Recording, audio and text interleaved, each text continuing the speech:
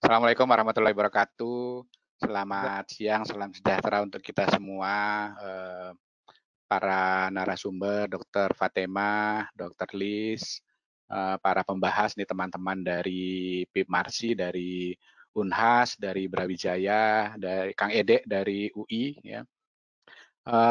Saya nggak tahu membahas seperti apa nih Dokter Fatema ini, karena tadi Pak Ede sudah menyampaikan, kita sudah paham, bagaimana track record beliau sejak mengelola Pelni ya. Jadi kalau kita melihat dari, 3 dimensi dari meta leadership, jadi mulai dari person-nya, kemudian bagaimana Dokter Fatema memahami situasi, kemudian bagaimana connectivity-nya. Ini sudah teruji cukup baik pada saat beliau mengelola Rumah Sakit Pelni. Nah, kemudian diberikan challenge oleh Bapak Menteri BUMN, Erick Thohir. Jadi mungkin tidak salah mungkin Bu Fatemah, Pak Erick menunjuk Ibu, untuk menakodai korporat besar rumah sakit BUMN ini. Jadi, saya melihat Pak Andre ini adalah, role model atau contoh konkret sebuah penerapan meta leadership, ya. Jadi kita mungkin, kalau teman-teman kesulitan belajar seperti apa sih meta leadership, ya sudah, ini adalah contoh, implementasi konkret, meta leadership, ya. Bagaimana person-nya, bagaimana, Dokter Fatemah memahami situasi yang begitu cepat, harus cepat difahami, ya. Kemudian bagaimana beliau mencoba membuat connectivity, antar seluruh stakeholder yang ada yang terkait dengan korporasi ini. Nah, saya karena tidak membuat slide, karena tadi pesannya Pak Andre tidak perlu membuat paparan, tapi ternyata ketua PIMARSI-nya membuat paparan, tidak apa-apa karena itu mungkin, eee, boleh boleh. privilege-nya dari ketua PIMARSI gitu ya. Nggak Jadi boleh. begini, kita kita tahu semua bersama bahwa, COVID ini begitu luar biasa ya, merusak semua tatanan kehidupan termasuk di perumasakitan ya, sehingga kita, nggak pernah tahu juga kapan akan berakhir, sehingga rumah sakit dipaksa untuk, memasuki sebuah tatanan baru. Karena bagaimanapun rumah sakit harus tetap tumbuh, rumah sakit harus tetap berkembang, rumah sakit harus berjalan, rumah sakit juga harus survive. Nah, oleh karena itu memang pendekatan-pendekatan leadership yang, di luar dari kebiasaan juga harus dikembangkan oleh para direksi, para manajer, para pimpinan di rumah sakit.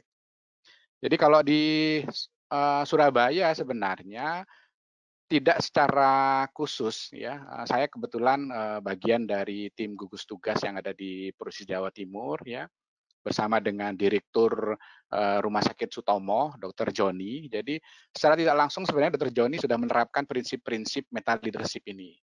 Nah, ini mungkin perlu diekspos ya, kita perlu ekspos ya bagaimana, beliau dengan cepat, memahami situasi yang ada di Surabaya, bagaimana situasi yang ada di Jawa Timur, apalagi Rumah Sakit Sutomo ini menjadi pusat rujukan utama untuk penanganan COVID di, Jawa Timur. Jadi beliau cepat sekali memahami dengan data-data ya, cepat sekali beliau merespon dan secara person juga beliaunya ini cukup baik sebenarnya, bisa berkomunikasi dengan baik, dengan atasannya ya, dengan dalam hal ini dengan Ibu Gubernur ya, kemudian dengan bawahannya, dengan staf yang ada di rumah sakit, kemudian menjalin, koneksi hubungan yang baik dengan stakeholder, apakah itu dengan, pemerintah pusat, apakah itu dengan pemerintah daerah, termasuk stakeholder yang ada di provinsi ya, dinas-dinas yang terkait. Nah, itu sebagai salah satu contoh yang mungkin suatu saat mungkin kita bisa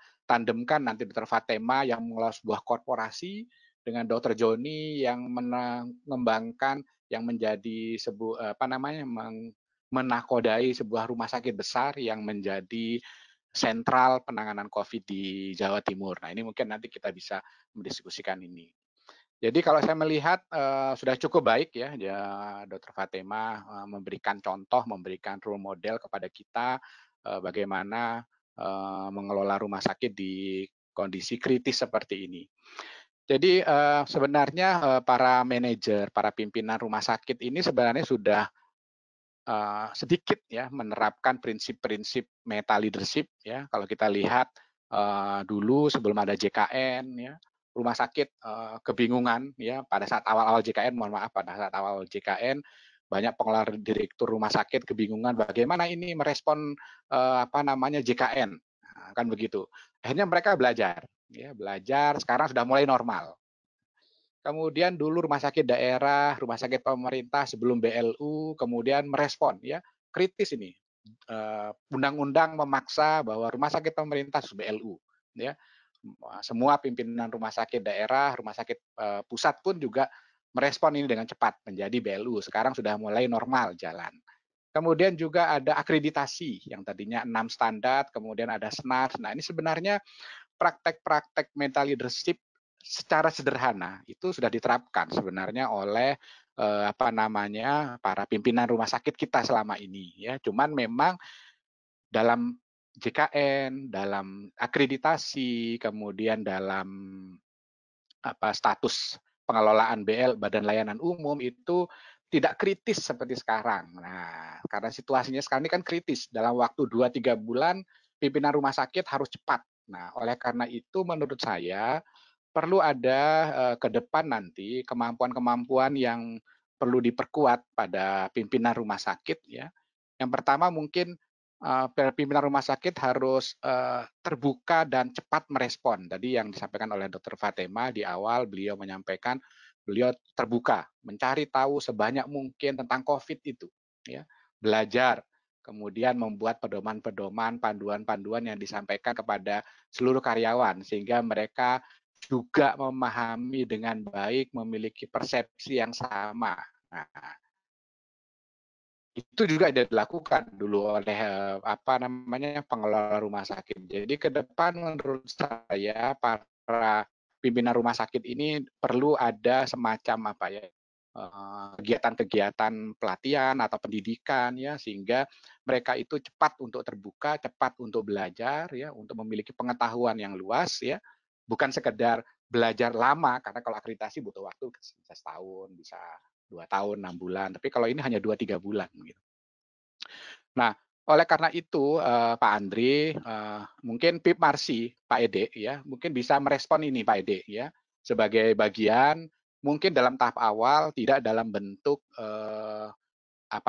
dalam bentuk kurikulum secara khusus, ya, mungkin bisa dalam bentuk semacam short course begitu, ya, minimal untuk peserta didik kita ya ini hal yang baru, hal yang bisa kita pelajari dengan baik ya jadi mungkin dalam beberapa waktu ke depan mungkin PIP Marsi bersama dengan beberapa center pendidikan S2 Magister Rumah Sakit bisa mengundang beberapa expert-expert yang sudah menerapkan model-model seperti ini untuk bisa mengintroduce ya untuk bisa mensimulasikan kepada mahasiswa bagaimana menerapkan sebuah metode. Karena kebetulan ini situasinya masih krisis. Jadi nanti kalau udah lewat, susah lagi kita mencari momen gitu.